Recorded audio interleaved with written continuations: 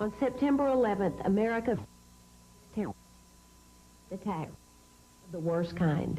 Innocent lives were lost, and a sad cloud was cast over this great nation. These acts were intended to cause fear among all Americans, including our children. But we cannot let that happen. There are things we can do to help our kids. Talk with them, listen to them, tell them they're safe and that they're loved.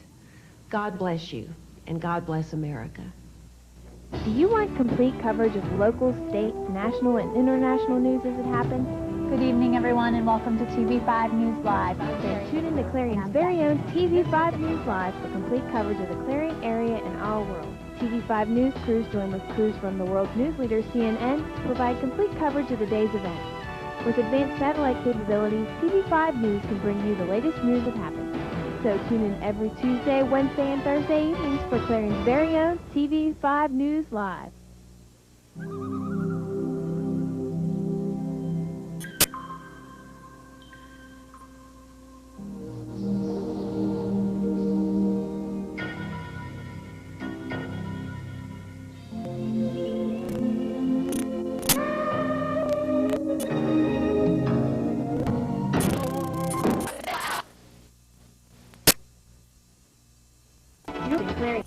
February 5th, 2002. I'm Kelly Snow. Today on T5 News Live Update, it's really cold outside all day. Tonight, the weather has not gotten warm.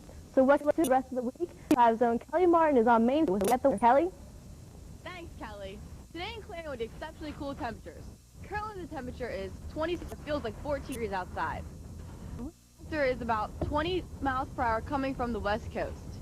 Cool conditions are considered to continue throughout the week. However, snow is unlikely until the end. Throughout the nation, everyone had lows. Let's go take a look at the 5-day forecast to see what to expect in the days to come. Wednesday, high 39, low 28, partly cloudy. Thursday, high 44, low 23, partly cloudy. Friday, high 42, low 28, partly cloudy. Saturday, high 47, low 30, mostly cloudy. Sunday, high 34, low 24, snow showers. Live on Greenville Avenue, Kelly Martin, TV5 Weather. Back to you in the studio, Kelly. Hope you're nice and warm. There you go. Saturday was Groundhog Day, so is winter over? With all the cold weather, most would tend to believe no. And that's exactly what Punxsutawney Phil said when he saw his shadow at Gobbler's Knob Saturday morning, and that means 6 more weeks of winter. German folklore says, if an animal sees its shadow on February 2nd, then bad weather is in store. Lots of folks right here in Clarion made the trip to Punxsutawney to see Phil. Our own Mark Despotakis was one of them. You can see his story tomorrow on TV5 News Live at 7. But right now, TV5's own Mark Despotakis is at the Clarion Free Library, where Borough Council has just ended, and is here now with a recap of tonight's meeting. Mark?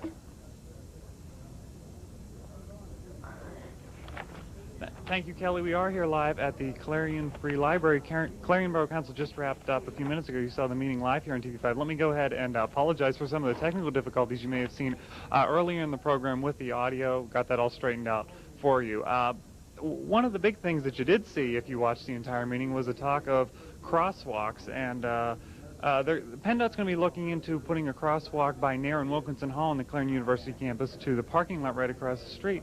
Also some talk based on a letter received to some members of council about crosswalks in the business district and jaywalking in the business district. So joining me now is council member Rich Herman, who kind of talked a good bit about this in the meeting, and a lot of discussion of crosswalks tonight, especially in the business district, people jaywalking, how cars are supposed to react.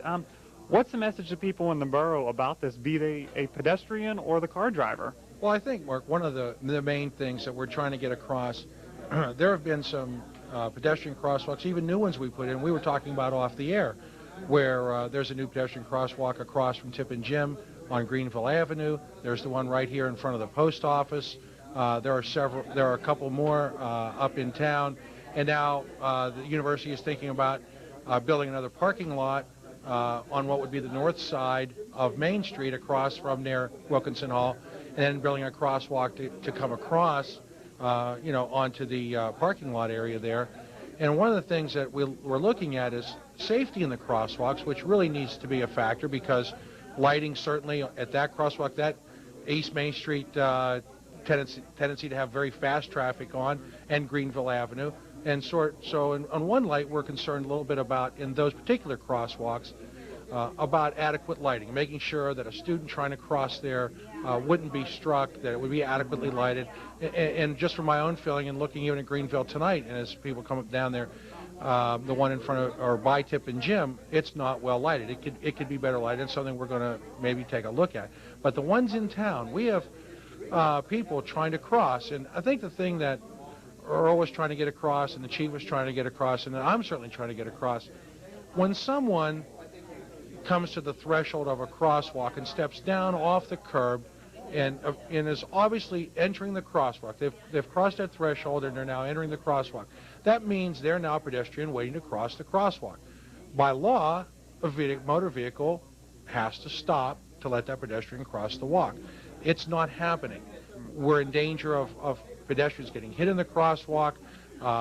Some people are afraid to come into the crosswalk or take a step out to the crosswalk because they're not being recognized, so they're afraid of being struck, and I can understand that. So we're really urging, the borough residents, couldn't they be a little bit more particular about obeying that and letting those people who are out right now, especially in this cold weather, get to cross the crosswalks and get them on their way. We can't be in that much of a hurry in our cars that we can't stop for 5 seconds to let someone cross the crosswalk.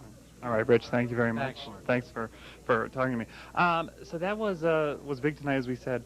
Crosswalks, and PennDOT is going to be looking into the crosswalk down there on 322 by Nair and Wilkinson Hall, going over to that parking lot. And like Rich said, so there is sometimes some speedy traffic. One other thing tonight in the manager's report, Carol Lapinto talked about the Council of Governments that's talked about being formed in some portions of the county, and it doesn't look like Clarion Borough is going to be joining that Council of Governments because there is already what's called joint purchasing here in the borough.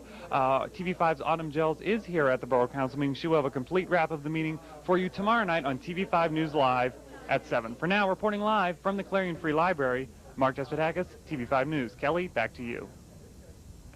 President Bush made a visit to Pittsburgh today. He discussed his plans for combating bioterrorism. Homeland Security Director Tom Ridge, Pennsylvania's former governor, accompanying the president. They toured the University of Pittsburgh Medical Center and addressed an audience of doctors and other healthcare professionals.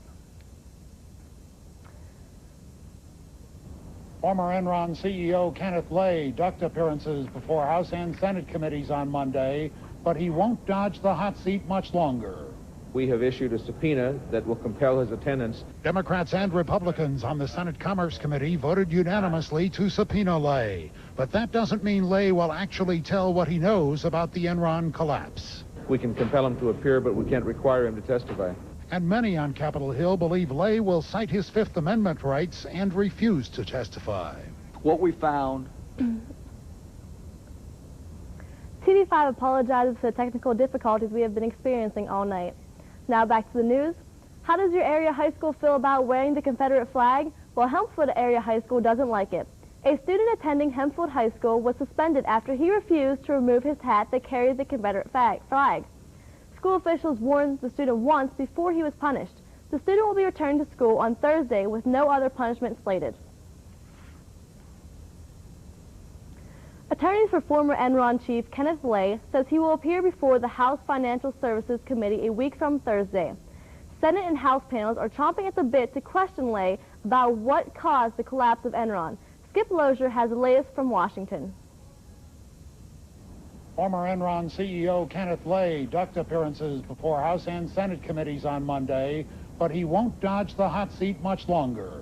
We have issued a subpoena that will compel his attendance. Democrats and Republicans on the Senate Commerce Committee voted unanimously to subpoena Lay. But that doesn't mean Lay will actually tell what he knows about the Enron collapse. We can compel him to appear, but we can't require him to testify. And many on Capitol Hill believe Lay will cite his Fifth Amendment rights and refuse to testify. What we found was appalling. University of Texas Law School Dean William Powers headed an investigation commissioned by Enron's board of directors. He blames top management for most of Enron's problems. Everyone understood that the company was seeking to offset its investment losses with its own stock. That's not the way it's supposed to work. While top Enron stock making a financial killing, Rank-and-file workers prohibited from selling their stock lost a bundle. We received nothing. And many employees blame Lay. He just didn't oversee the things that he needed to for his employees. He has to take responsibility, and the truth needs to be told. Lay is likely to appear before a Senate committee a week from today and before a House committee 2 days later. In Washington, I'm Skip Loescher. That's all for this edition of TV5 News Live Update. Join us tomorrow with Grace and Jackie Nealon. For everyone here at TV5 News, I'm Kelly Esno. Good night.